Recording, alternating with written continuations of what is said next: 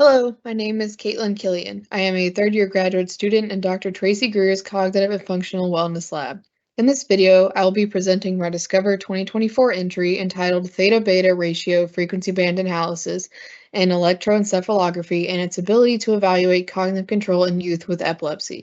These analyses are made possible by our collaborator, Dr. Crystal Cooper, and Cook Children's Hospital. Epilepsy occurs in 1.2% of the U.S. population, resulting in an estimated 3.4 million people with epilepsy nationwide. Of those with epilepsy, about 3 million are adults and about 470,000 are children.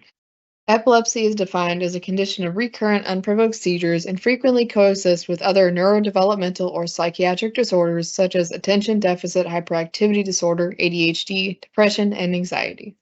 Cognitive control, which involves successful inhibition of attention in the presence of distracting information, has been shown to be important for successful regulation of both non-affective and affective information. Epilepsy and its treatments have been shown to affect cognitive processes, including memory, attention, and executive functions, which can adversely impact many areas of life, such as education, employment opportunities, and social relationships.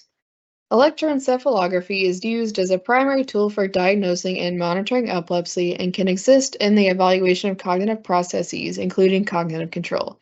Specifically, frequency band analysis offers insights into neural activity associated with various cognitive processes, such as analysis of theta and beta oscillations, which can isolate different aspects of cognitive control processes from epileptiform discharges. Theta waves are associated with drowsiness in early stages of sleep. Abnormalities in theta waves may be observed in some types of epilepsy, particularly during the transition between wakefulness and sleep. Beta waves are associated with active, alert, and focused mental states. In epilepsy, abnormal beta wave activity can play a role in the manifestation and progression of seizures. With this in mind, we have two goals for this analysis. 1. Characterize theta-beta band activity in epilepsy using task-based CEG data, and 2. Determine if this brain activity correlates with various aspects of cognitive control, psychological traits, and mental health symptoms. We hypothesized that the theta-beta ratio will be able to predict cognitive control performance in youth with epilepsy. Adolescents with epilepsy will have longer reaction time and poorer accuracy than TD controls for both tasks. Task performance will be significantly associated with level of depressive symptom severity, anxiety, and anhedonia level. Individuals with epilepsy will have a greater theta-beta ratio than TD controls. The current study is a secondary analysis of individuals with epilepsy and typically developing adolescents recruited from Cook Children's Medical Center, including 25 individuals with epilepsy and 25 typically developing adolescents. Ages range from 10 to 20. The Patient Health Questionnaire 9 item, PHQ-9, will be used to assess severity of depression. The Generalized Anxiety Disorder 7 item, GAD-7, will be used to assess anxiety level. The Dimensional Anhedonia Rating Scale, DARS, will be used to assess level of anhedonia.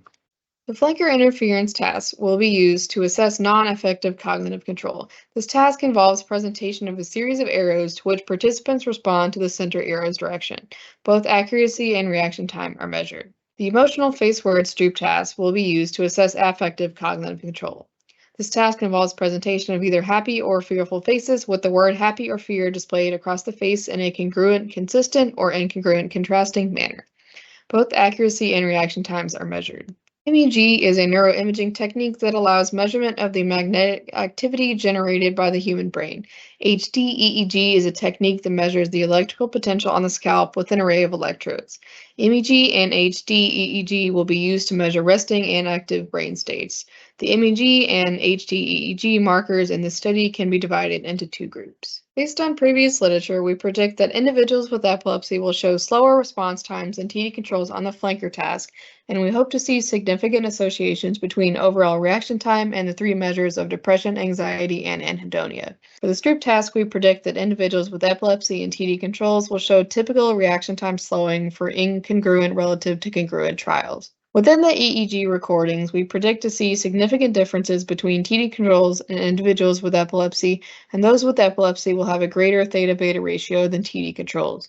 Additional testing with a larger sample is needed to further examine group differences in affective and non-affective cognitive control between individuals with epilepsy and typically developing healthy controls. In addition, I would like to thank the Jordan Elizabeth Harris Foundation and the Jane and John Justin Neurosciences Foundation for supporting Dr. Crystal Cooper's work in making these analyses possible. Thank you.